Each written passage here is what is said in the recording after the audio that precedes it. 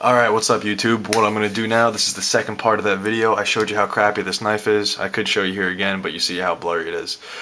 So what I'm going to do, I'm going to use 3 pieces of sandpaper, maybe a strop, and a cork. Or, yeah. So pretty much what I'm going to do, using just, what is this? Huh, doesn't say on the back. That's unfortunate. This is, nope, it's not 2000 grit. Alright, so much for starting off quick. Oh well, alright guys, so using this 320 grit sandpaper, I don't know where the box is to this one, 800 grit sandpaper, and 2000 grit sandpaper. These aren't new pieces, these have been used, whatever. I'll clean them if I feel like they need to be changed out, I'll change them out. I'm going to talk quick and get this started quick because I want to be able to get this in all one video. Using the cork to clear the burr, paper towels here to wipe down the sandpaper, and here I'll just show you guys how absolutely crappy this knife is.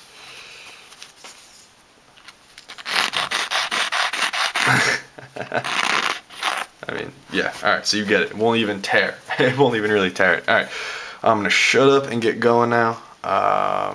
Yeah, alright, so this is what I do. I'm going to try and get rid of all those burrs. Alright. Sorry if this is loud and annoying, guys.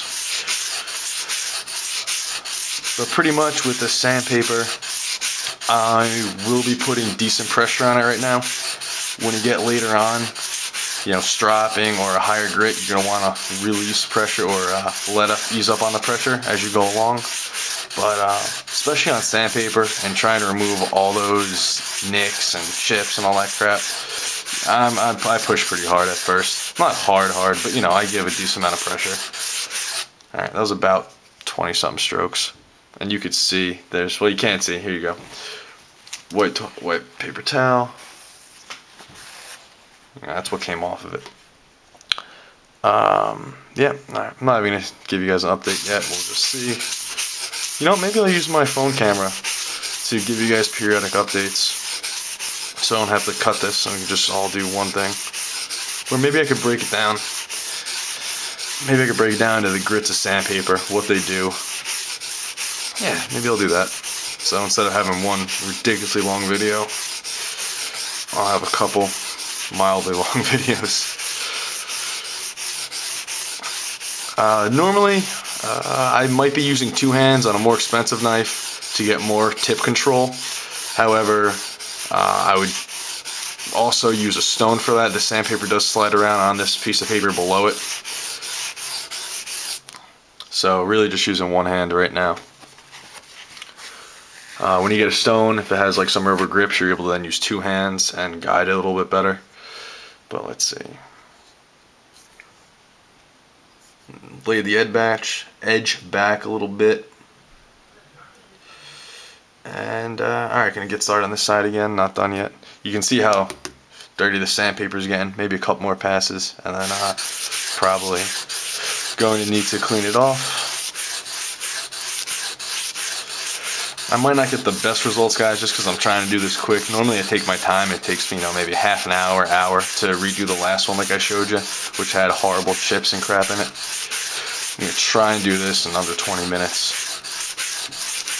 You know, I'll probably just do each video by the grit. Really don't know what to talk to you guys about. Did you guys catch the Jets-Dolphins game?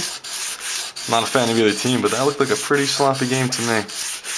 I don't know. You guys probably don't want to hear me talk about sports. That seemed like a decent number of passes. Wow, that's dirty. I'm also not counting the strokes, which I probably should be, but I don't know. I'm trying not to bore the crap out of you guys too much.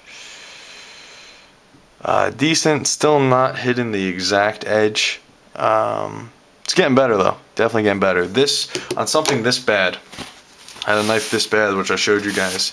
This will be the longest step, so. And what I'm doing right now, I can see you guys can't tell because my camera's shitty. I hit the edge, pretty much the whole bevel right here.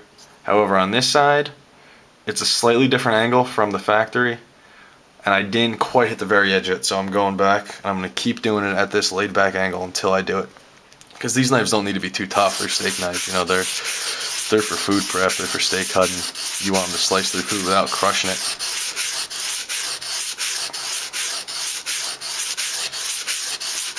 And if these edges, these chips and nicks don't come out soon enough with, you know, at this angle, I probably will increase my angle just so I can get rid of those chips and nicks quicker for you guys.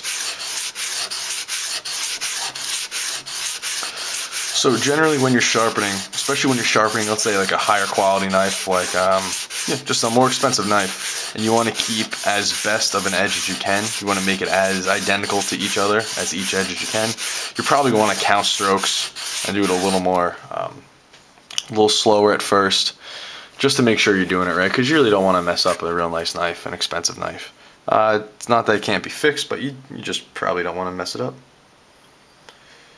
Alright, starting to get some chips out. Got a burr, definitely. So I'll switch the other side for a little bit just to change it up.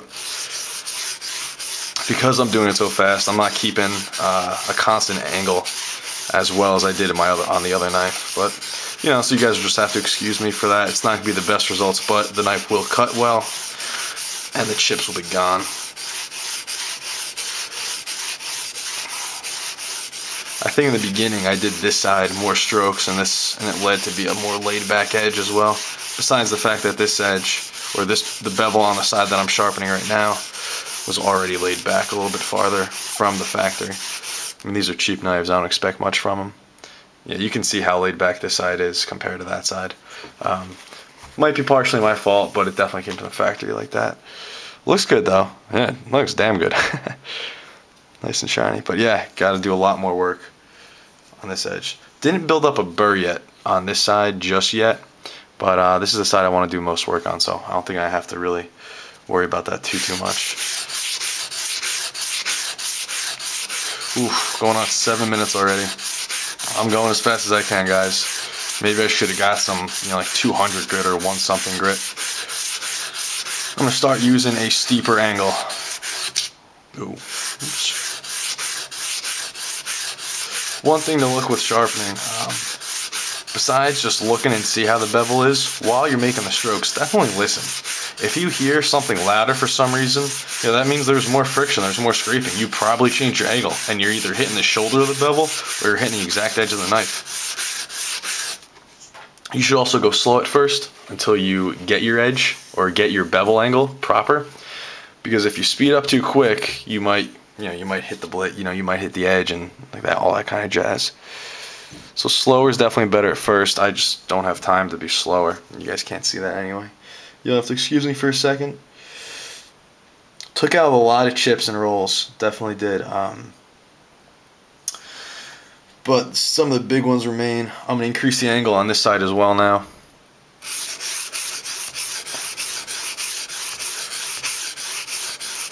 But yeah, guys, you got to be, in the beginning, you definitely have to be observant, especially when doing a new knife that you haven't done before, because the angle could be different, you know? Like, Spyderco generally sets their angles at, I think, 30 degrees. I think that's what I put on the forums, don't quote me on that. But it seems like a lot of the Spyderco angles coming from the factory are the same, which is great. Yeah, that's nice. But let's say if you switch to a Benchmade, for example, not the same angle in the least bit. So you're going to have to, when going from one to the other, you're really going to have to pay attention at first to what the angle is. Alright. It's a lot of dirt on that one. Yeah, some of it is from the metal coming off, but others is just, the blade picking up metal here. Gonna have to increase the angle even a little more on this edge. Let's see. Let me show you guys something. I'm gonna knock the burr off. Okay, that's what I use this cork for. You do this, and that cut in pretty well. And you see how dirty that was right there? There's a lot of burr there, a lot of metal grindings or whatever. So real quick, let's just see an update if it helped at all. Piece of paper. Yeah, look at that. I mean, that's actually fairly clean. The front of this blade is actually pretty nice now. Yeah, I think I'm gonna stop this in a little bit. and show you guys when I'm done with this paper. But the front of the blade's pretty good. We got a couple more nicks back here, some of the big ones. I'm going to try and hurry up real quick right now and bang it out, but we'll see. So because I got the front pretty good, I really only need to focus on more towards the heel of the knife and not the tip. I'm going to focus pretty much on that point instead of coming full sweeps like this to get everything. I'm pretty much going to stay right here, increase the angle a little bit. But because I'm increasing the angle, I guess I should do the whole set, the whole knife, just to keep it uniform. Not that it matters too much because of the knife I'm doing, but I want to be showing you guys as properly as possible in case you do, more valuable knives. Okay. Wipe it down. Also, your folders aren't going to be producing near this much. Your knives aren't going to be producing near that much blade dust, just because metal's not going to be removed as quickly. This is pretty crappy steel. Alright guys, right now I would say this is easily useful, functional. I can put this back in the drawer. It would be 2,000,000% better than what it was. But since I'm here, I am going to want to get the rest of the nicks out, I think. So, but for the sake of you guys, I'm going to wipe this down once. Cleans up pretty easily, right? I'm going to wipe that down once, do this a couple more times, and if they don't come out, they just don't come out, I don't want to kill you guys watching this stupid ass, this video, and be boring the hell out of you. I'm going to hit the tip just for whatever.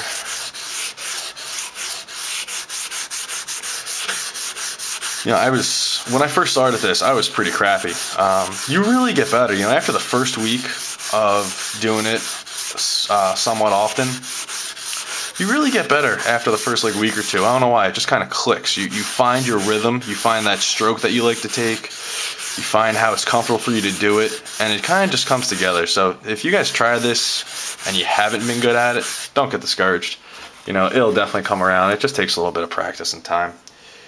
Alright, wow, those chips are starting to come out. I'm going to do the same thing here, and then I'm going to cut this video. And I'm going to show you probably a close-up of the edge now, and then I'll go to the next grit, do the same. Hopefully you guys enjoy this.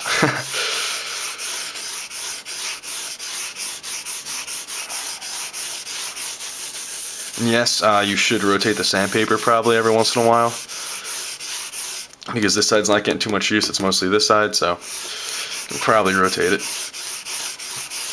Alright guys, coming in on 13 minutes. I'm pretty much going to be done here, whether it's there or not. I'm going to clean it off one more time. Pretty much take the burr off that side.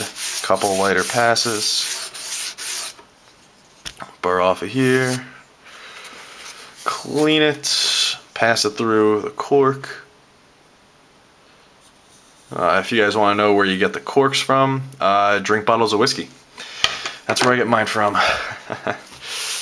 Alright, so one more paper cut, or toilet paper towel, whatever the hell this is, paper towel test. So, alright, that's pretty good.